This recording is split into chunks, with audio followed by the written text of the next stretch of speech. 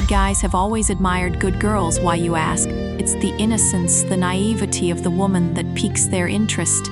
They accept all the man's flaws because they are hopelessly in love. There is such a thing as soulmates and twin flames. A twin flame is chaotic, a disaster or passion and pain, but they are the best kind, of love all-consuming and destruction. A soulmate is calming and intense. They wrap around your heart and never lets go.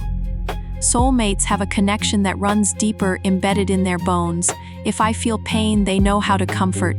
The list is endless. They help you evolve into a better version of yourself. The question is whether you want to burn with love or feel safe with it. People mistaken them. You always want the heart-racing kind of love, but those kinds of love always ends in tragedy, I would know. Drug addiction is the worst. It consumes your life and the people around you. The worst types of parents are the drug addicts because they sacrifice anything for that moment of ecstasy, to have that high they craved for a whole hour I've spent my entire life cleaning up after. My parents moping up their vomit, paying the electricity bills, buying food with stolen money. I admit my life wasn't that grand to begin with, therefore I can't live a righteous life if I want to survive. My parents are always high, a needle in their arm or a line of coke too. Snort, you name it, they have begged for it. Their drug dealer doesn't even supply them anymore because they never pay their debts. I'm about done with all these loan sharks constantly up my ass about money. I don't snort their supply. Why should my parents' misfortune fall upon me? Isn't it enough that I keep them alive? Bon, you can't go, we are a family. My mom cries, but those are fake. The pale skin in contrast with the purple bruised lips cracked and filled with sores. Her hair is greasy and a mess, the knots can be spotted even from this distance. She is practically disintegrating into thin air. Her ribs can be seen through the thin vest she is wearing. I am done with this bullshit. I'm not working just for you assholes to steal my money and spend it on coke. I make fucking $10 an hour. Maybe if you guys got a job, then you would be able to pay for your addiction. I'm not going to stay here and get all my money stolen. Unlike you, I actually want to get away from this fucking place. I stated I hated being in this household, working myself for over 12 hours a day, 7 days a week, when these assholes just steal it without a care of how hard I work for it. Don't raise your voice at us, we are your parents. Besides, there was no food in the house. Did you want us to starve? My dad scolds as if his tiny figure was intimidating when he is shorter than my mother. I chuckled. Honestly, I don't mind if you starve to death. It weren't solemn that I was leaving, it's the money they are afraid of losing. Those lifeless eyes already speak volumes. Hollowed cheeks that remind me of a skeleton. Sweat and dirt coated there. Clothes, anyone can mistaken them for homeless people. They will be, since I'm not going to stick around to keep a roof over their heads. I could care less that attachment to my parents is non-existent there. Voices become white noise as I carry my belongings in a small duffel bag. Quite pathetic that this is all that I own. The cold night hits my skin, reminding me that I'm not dead yet. Summer is waiting in her car, smoking a joint as she listens to an audiobook. She is obsessed with those psychological thrillers of recently, and the urge to sneak up on her is so strong. However, I hold myself back. This wasn't the time. Jumping into the passenger seat, I throw my bag in the back, completely drained from this ordeal. This, where the real headache begins. Summer probably analyzed my expression, switching her audiobook off and starting the car. She throws the last bit of her joint out the window and pulls away from this shitty dump. My parents were becoming shadows, shrinking with each distance that grows. When they disappeared, all the tension that ravished my bones finally settled. I expect regret to radiate through me, but it never did. I couldn't be more happy to leave that shithole. I'm feeling for McDonald's. Summer voice is taking a turn to the drive-thru. I laugh at her when she orders a large Cajun chicken meal, 20-piece nuggets McFlurry, and a chocolate Oreo shake. You got the munchies? Bad, I laugh. He gave me a strong one. We pull up in the parking. Summer setting up all her food along the dashboard. I opt for the nuggets and sip some of her Oreo shake. What you going to do now? She questions, taking a spoonful of ice cream. I shrug. Sleep on the streets. You left without a plan, dumb bitch. Punching my shoulder. After a pause, Summer declares, you staying with me? I smirk. Aw, aren't you the sweetest best friend in the world? This ain't for free, you gonna be servant. She points, but that's not true, whatever you say. Honestly, why don't you work at McDonald's? Imagine the free food, Summer moans as she fantasies about the Big Mac she will devour. It pays $5 an hour. Do you want me to live here forever? She shrugs. I don't mind. Disregarding her comment because Summer is a complete mess. Metaphorically speaking, her life is a shit show. Summer goes clubbing every night, and while I do join her on some occasions, I enjoy my sleep more, which is interrupted by the faint, persistent sounds of hurried, intimate moments seeping through the cracks. The walls are paper-thin honey. Her auburn eyes brighten as she remembers something, snapping her fingers together to form a clearer picture on her idea. That club Eternity. They having an opening for a bartender. She muses, typing out something on her phone before showing me the ad on the website. The pay is probably good there, I marvel as she completes my application. Throwing the stress ball against my beige-colored walls, immediately bouncing back into my palm. Being 21 with no direction in where I want my life to go is depressing. All I truly want is some peace and quiet. The interview is in 2 hours. You have to get dressed. Summer instructs, crawling off my bed and rummaging through my closet. It's a club, I just have to flash these babies. And I'm good, pressing my soft curves together for emphasis. And if it's a girl who is interviewing you, same thing applies. Her exterior cracked, clutching her stomach from laughing too hard, tears streaming down her freshly tanned skin. Summer has a knack for giving makeovers, and since I wasn't in the mood to even physically move, she took the opportunity to style me thin black winged liner that made my emerald's orbs appear like jewels, drawing attention to the wine-stained lips that appeared freshly ripe. The burnt red in my hair almost appeared black in the dark. But with the curls you could catch some hints of cherry. Summer chose dark leather pants with a white tank top and leather jacket. I paired it with some worn-out Converse sneakers since bartender requires you to be on your feet all day. Damn, I would hire you, baby. Summer compliments, ensuring that I have everything we left to Eternity. Exterior resembled every nightclub in this area, a flashing purple neon sign with the word Eternity written in cursive. It was blinding. My eyes spotted it even though we were a mile away. Good luck, Summer yells as I jump out of the car at the entrance. Thanks. The entrance is wide open. Once you step inside, you are bombarded with dark purple painted walls and huge glass counterbar situated in the middle. The ceiling is covered in light-up tiles that are fading into every color in the rainbow. Laser lights streaming from every direction, but not enough to overwhelm the customers. To my surprise, only one guy was working the bar, and there wasn't anyone else who seemed to work in this place for me to consult. The guy appeared to be in his early 20s as well, chestnut hair that is messy with the sides buzzed. His toned figure is concealed by a white formal shirt with the sleeves rolled up, drawing attention to his biceps. Maybe that's just me. Hey beautiful, what can I help you with? His deep voice only made him more attractive. A boyish grin upon those lush strawberry lips. Electric eyes that could strike me down with one shot. Past the intensity of his eyes, there is sorrow. You tend to recognize that trait when being faced with it all your life. Cast the astonishing. Whenever I meet someone that ultimately goes through difficult situations like myself, I'm often blinded by my own suffering when I need to acknowledge that others have it worse. Hey, I'm here for the interview regarding the bartending position. Oh, you must be Don Ackles. His tone switches from flirtatious to business. Follow me, he motions, rounding the bar and moving towards a corner. We walk in silence. He hasn't bothered to strike a conversation, which is understandable since we aren't colleagues yet. I surely wasn't going to initiate one. The hallways are dimly lit, the stench of sweat and the lingering traces of heated, fleeting encounters embedded in the walls. What the hell is this place? We walked for another 2 minutes, taking multiple turns at every way. Finally, we reached the front of a porcelain spiraled staircase and climbed. At the top is a single door carved with symbols that even I could not decipher. Bartender guy knocked on the door twice before a mysterious voice replied, "Come in." He turns the golden knob, and when I saw what was inside, the McDonald's job didn't sound so unappealing anymore. McDonald's didn't sound too bad. I mean, you won't walk in on someone tangled up with your boss as a first impression. Her platinum hair is wrapped around his fist. This woman clicks her tongue in annoyance at my interruption. The short pink dress is hiked up below her chest, leaving a glimpse of dark lace and the curve of her hips. I'm all about stolen intimate moments in unexpected places, but this woman had no shame as she stood up and pulled her dress down, throwing us a glare before swaying her hips out the door. Wed clearly cut short her moment of building heat, that's for sure. Dax, why have you interrupted me this time? You are well informed that after 6 I don't like to be disturbed. A deep voice announced, almost like he smoked too many cigarettes. The soft scrape of fabric against metal filled the silence, and then he turned around in his leather chair. This moment could have stumped any girl, and sadly I am one of them. The darkness consumes his orbs, drawing me into a forest that can only lead to death. The image is burning through my brain, chasing the abyss and becoming trapped with no means of escape. Raven-colored hair that is sleeked back the sides, cut close to the scalp. A few strands fall onto his forehead, but it accentuates the allure of his eyes.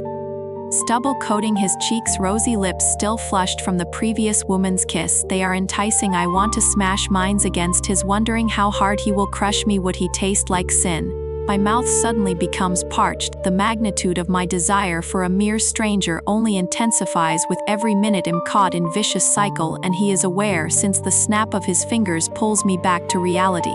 Don't waste my time, princess. Why are you here? His tone impatient and filled with annoyance. Intimidation is easy, and I've had loan sharks breathing down my neck since I was 16. Therefore, I wasn't going to shrink in front of him, even if Hez. Hauntingly stunning. Before I could even retaliate, Jax interrupts. Her name is Dawn Ackles, and she is here for the bartending position. My name must have provided some recognition towards the stranger, because he suddenly dismisses Jax. Leave us. We were alone, the room boxing me, and his voice is like whiskey down my throat.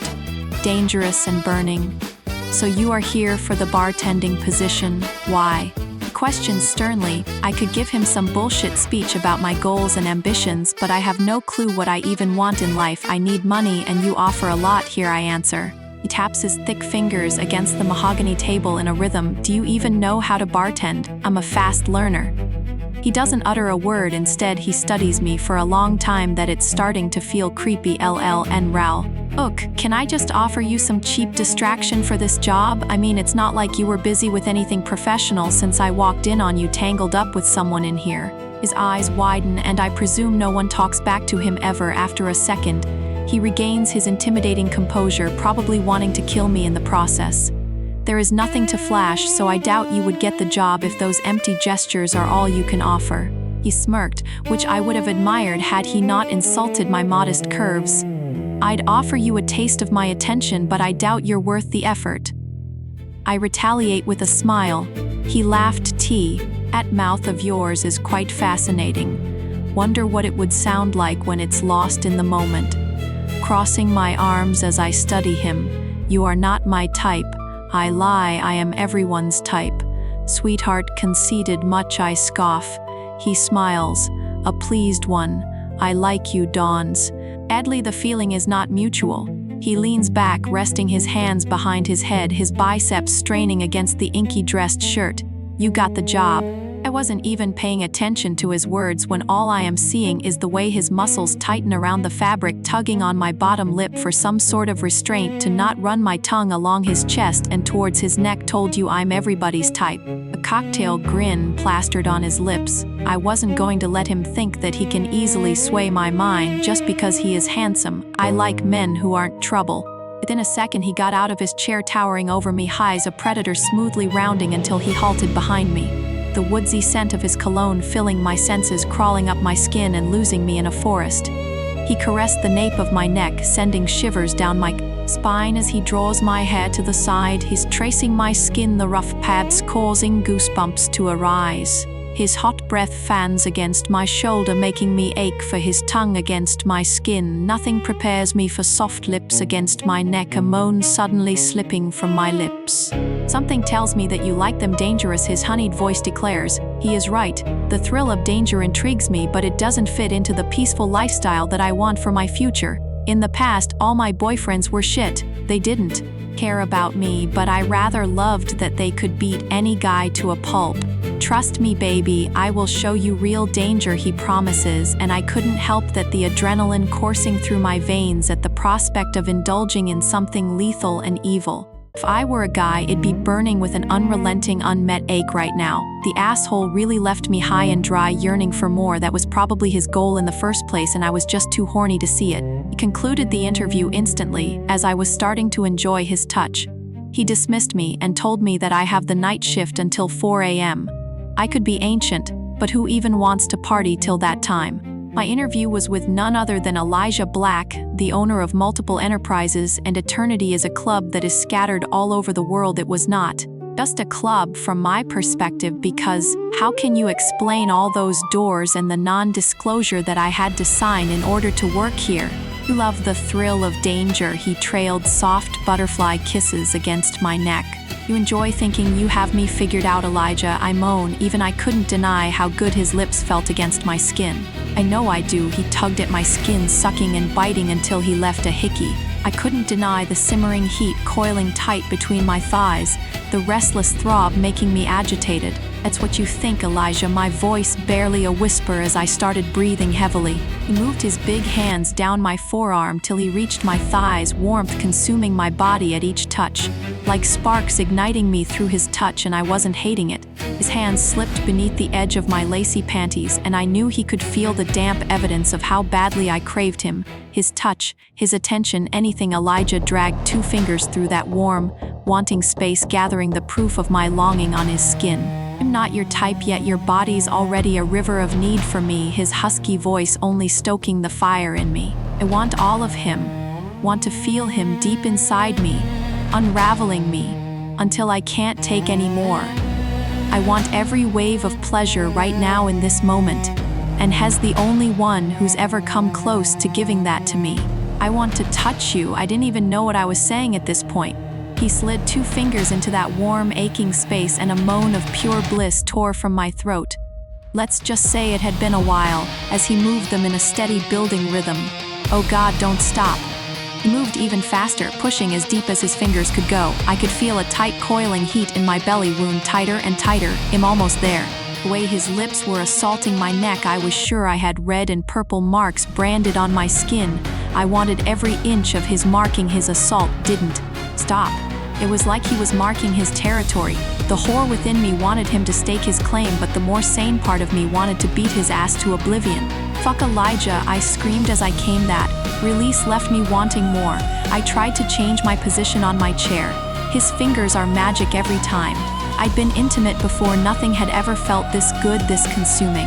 As he pulled my forearm for me to stand up, I couldn't hide the fact that my forest green eyes held satisfaction while his consumed with lust. He brought his 2 fingers that were coated in my longing and sucked them dry. Ugh, that was the most erotic thing I have ever seen. I might hate the guy, but I want him to. Delicious, you taste so sweet, he announces, staring at me like I was his prey and he was the predator. I inched closer, wanting to feel his touch the way it ignites fire within me. He traces his fingers down the side of my arm, goosebumps arising as his rough skin sends shivers through me. Elijah dips his hand at the swell of my breasts, the action instantly causing my panties to become moist, not like they weren't already.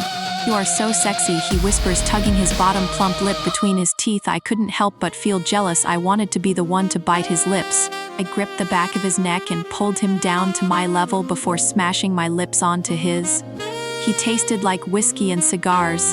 Those combinations only made me want to eat him alive. As our lips moved against each other, his hands roamed around my curves before halting at fission. My huge ass, he squeezed my ass, causing me to gasp. He took that opportunity to plunge his glistening tongue into my mouth. Our tongues were fighting for dominance as I laced mine around his and sucked his tongue. God, that only allowed him to release the sexiest moan any man has ever let out. I could feel the firm, heated press of his desire against my toned stomach. Let me tell you, the hot intensity that hit me only made it clearer that he was no ordinary man in that regard. We pulled apart, taking harsh gulps of air. Our oxygen was running short, but I didn't care. As I stared into those hazy eyes, I said those words that I never thought I would say. I need you inside me now, I begged, my voice raw with longing. He looked taken aback by my words before a smirk played upon his beaten lips. Oh, you have no idea what you are in for, his tone dropping a few octaves, only adding to my agonizing need.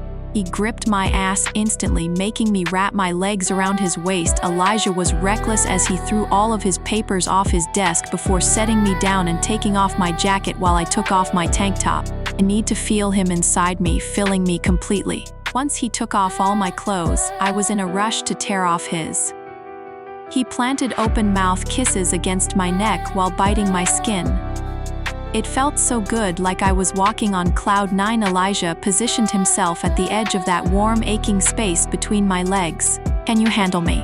I totally can. I've been taking your cockiness all day. This is nothing, I lie. You're going to regret that. Dawn, wake up, Summer screamed. I'm considering murder?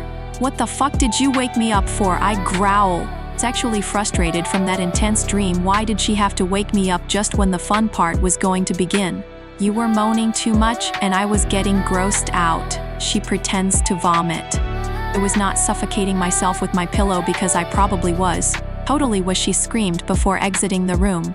My panties were soaked even through my cotton shorts. I wasn't aware of reality because my mind is still on that dream about an egotistical asshole. After that dream, I can't face him because all I can think about is that dream of Elijah consuming my entire body. I get ready for work, and since they haven't specified on a uniform, I follow the theme of Jack's and borrow one of Summer's. Black formal shirts and knotted at my stomach paired with leather pants.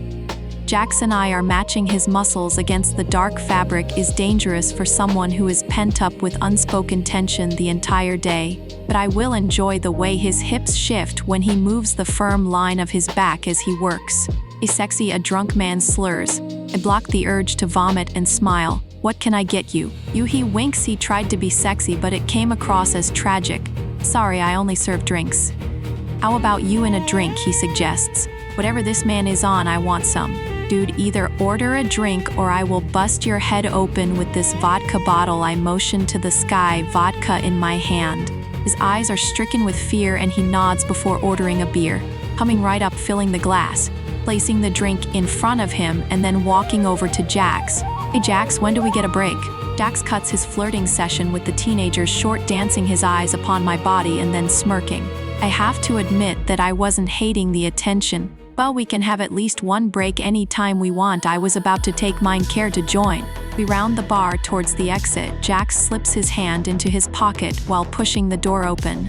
He pulls out a pack of cigarettes and lights it. The alley is empty, music pounding from the club as it resonates. You want one? Jax offers. Sure, I pull one from his box and Jax lights it. I take a long drag, relishing in the numbness that takes over my body.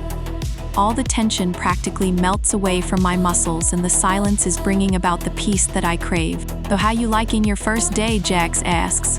Can't complain, money is money. Find anyone you interested in? He casually questions before flashing me a smirk. I have a few choices, ashing the cigarette against the wall and letting the stub fall upon the many others. Be careful who you get involved with. The warning is lit in flashing red lights, and yet I am even more intrigued. We walk back inside, the different neon colors bathing the room and the scent of cigars becoming more prominent even though I never see anyone smoking them. The bar has lights underneath, brightly lit in lilac to match the sign outside. Jax proceeds to flirt with the same girls while I manage the front line. Thank God for Summer having that 1 week where she made us make cocktails for the fun of it. Underaged, inebriated teenagers were tangled in reckless, unguarded closeness on the dance floor.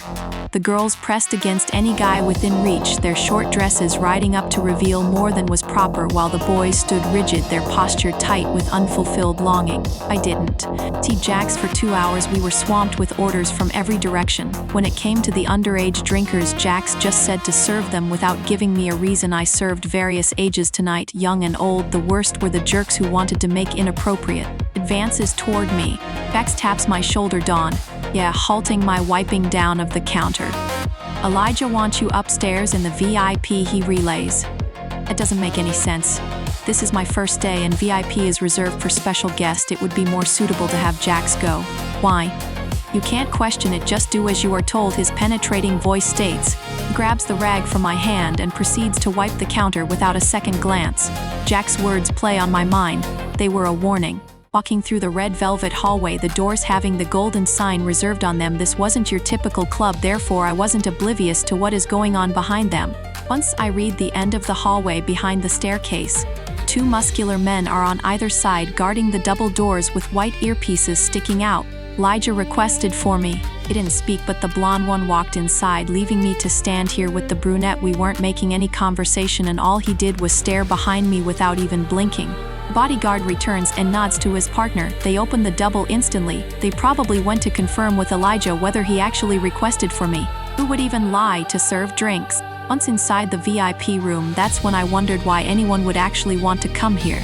Nice of you to join us, his sinful voice penetrates, scanning the room to spot those inky orbs, but I was distracted by the many others in the room, the naked women that were serving drinks and snacks while the others were making themselves comfortable on the expensive suited men. From what I can see, there are many entitled assholes in this room. Sheer cherry-painted walls gave the room a seductive vibe while the gold bar is situated at the back. The bar was a replica of the one outside with only the difference in color. Luckily, another guy in his late 20s is working there. The bartender is quite attractive, like an older version of Jack's baby blue eyes that blinded my vision. I noticed they were much softer than the rest. He ran his fingers through his sandy blonde hair, the strands falling upon his forehead. Thorn, the domineering voice cuts through my haze. Elijah blocked my entire view, his muscular figure strained against his white dressed shirt. You could see the outline of each and every muscle on his delectable body. The sleeves were folded to reach his elbows, his forearms on full display, the veins popping out against his creamy tan skin was enough to make me weak in the knees. First thing that catches my attention is the few buttons undone that showed a little of his chest hair. Fuck, as if his body wasn't already enough to make me lose my morals as a woman. Elijah's sharp jawline could cut glass while his flushed wine lips plumped up in the process. On cue, his raven orbs pierced through mine. He scanned my body up and down. His tongue slips out to wet his lips. My mind couldn't help but fantasize to what it would taste like. Only one emotion flared in his eyes like a ball of fire. He used both his hands to run through his obsidian hair. The action caused his muscles to strain against the shirt. Oh, how badly I wanted to tear off that piece of clothing and let those babies out. You work fast, huh? First Mike and then me. Confusion rakes my brain, displaying through my features. What do you mean? His lips curved the way you checked out Mike and then me. This caused me to grow frustrated and annoyed at the same time, since I wasn't even checking out Mike. Maybe a little of Elijah, but I wasn't going to let him know that. Don't worry, I know you liked my view better. I mean, who wouldn't, he cockily declares. Who said I find you appealing, huh? Your ego is probably bigger than your waist's hidden curve, my tight voice states. My mind wouldn't have pegged him for an egotistical jerk or a self-absorbed asshole for that matter. Note to self, don't trust my mind when it comes to guys. Before he could even open his mouth to respond, laughter echoed throughout the room. We turned towards the sound. Lo and behold, sat a guy, a naked woman kneeling before him, her head bowed as she lavished slow, deliberate attention on the juncture of his hips. His chestnut eyes held the distant glaze of someone half asleep. You couldn't even tell if he was savoring the moment. His laughter was throaty and very much attractive. He ran his fingers through his jet black hair, making a few strands to fall against his forehead, while my eyes gravitated to his beard. It was long, yet it didn't reach out of his face. The beard only enhanced his features, making him that much more attractive. I like her, Elijah. We having this one too, because he'll totally have her first, he informs. Afraid she isn't about that lifestyle, Isaac, Elijah replies. She totally will once I'm through with her, Isaac gloats. You do realize you are currently being lavished with attention right now? I emphasize upon the current image in front of me. His smile turned into a devilish grin. If I didn't have tough skin, that would have probably been enough for me to run the other way. Why do you want to replace her? Raising his eyebrow. I don't particularly want an STD. I'm sure she can suffice your hunger there, I sarcastically point out.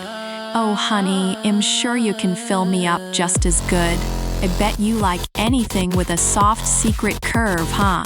This caused his lips to curve into a genuine smile. Maybe if I had yours I wouldn't want others. His seductive tone coming into play as his gruff voice only enticed me. He actually made me chuckle at that comment. Too bad you will never have it. Oh, trust me baby, I'll have it, he promises. Before I could even respond to his comment, Elijah interrupts the conversation and yanks on my forearm. The act caused burning sensations to arise where he touched. He roughly pulled me to the corner where no one dared to disturb him. Stop flirting with him, you don't know what is capable of, he growls, even though his minty fresh breath fanned against my smooth skin, allowing me to indulge in the stunning sight of him. He was treating me as if I was naive to the dangers of this world. Yanking my arm out of his grip, Elijah seemed surprised by my action, but quickly covered it up with his anger. Look, I am not a child. I can flirt with whoever I want, and you are the one that called me in here in the first place. Elijah radiated dominance. Since he probably had his way for everything, he rubbed his hands against the back of his head. The reason I wanted you here was to work behind the bar. Wait, do I have to be naked like the rest of them? Because I rather quit than do that. He had the audacity to laugh. The sound was gruff and alluring all at the same time. No, just make the drinks. Okay, making my way to the bar. Hey, your new bartender Mike gave me a soft smile. Hey, Mike, he stuck out his hand for me to shake. I found that his hands are silky smooth. So do we just serve drinks to whoever comes here, or do we make all the drinks? I questioned, grabbing a rag from under the counter. I started wiping down the glasses while Mike indicated that we just served the drinks that the naked women asked for, which was mainly whiskey or vodka. The guys that drank the whiskey seemed a little older, either in their mid-30s or 40s. Let me tell you, they did not look a day over 30. All the guys were dressed in ebony suits. Some had ties to match, but the rest did not. The younger guys were dressed like Elijah. Most of them had naked women sitting on their laps and trailing kisses up their necks, or the more unreserved option was having a woman kneel at their feet, her hands resting lightly on their thighs as she pressed her lips to the hidden curve where their suit trousers met their hips. Elijah wasn't excluded from that pack. He currently had a red-haired woman sitting on his lap while she trailed kisses up his neck and positioned her slender fingers inside his shirt, enjoying the feel of his muscled chest. He had his hand tightly wrapped around her thighs. Our eyes were stuck in a battle, screaming that he will always have the upper hand. Someone cut our battle, taking up my entire vision. That someone is none other than Isaac. He sported that unbelievable flirtatious exterior as he positioned himself in front of me. So, sweetheart, I see you admiring the view. Emotions dropping his hands on the counter. You could see he encountered a lot of fights since his knuckles currently had bruises. I can assure you that I don't. What will it be? He leaned even closer against the counter, and since he was a lot taller than me, which everyone was, I had to crane my neck to meet his eyes. Isaac moved close enough till his breath fanned against my neck. You could smell the cigars and alcohol, but what caused me to tremble was the fact that his hot breath enticed me to figure out the many places he could go with me, and his mouth. How about you? He whispers the generic line, but the action allowing his scorching breath to coat my neck in its essence. I wasn't going to be an easy target. Switching positions, I place a kiss on his neck, drawing my lips to his ear and whispering, "How about no?" Isaac seemed to love my playful banter and my lips against him. "Oh, I definitely want you now," he announced. I love the danger. I love the thrill of the unexpected. And that is what Isaac is. You want things you can't have, Isaac, I muse, running my fingers down his suit jacket. Who said I can't have you, he argues. Maybe you'll get lucky pouring him some whiskey. He seemed shocked since he didn't tell me his drink order. How? I am full of surprises. He took a sip of the whiskey before leaning in. That's not the only thing I'll leave brimming with heated longing before the night's out. My thoughts raced to Isaac, pressing me close, his body warm against mine as he moved with slow, insistent urgency, every touch sending fire through my veins. The idea made me quiver in anticipation. Who says you will be able to satisfy me? Trust me, sweetheart, it'll more than satisfy every desire you have. With those parting words, he returned to his seat where another girl took a seat on his lap, her hand resting on the front of his trousers, her fingers moving in slow, lazy strokes, but the entire time his eyes were glued onto me. Elijah pushed the girl off of him, smoothing the creases of his trousers where they had ridden up, and approached me. The fury is written all over his face, dancing into the darkness. Oh shit.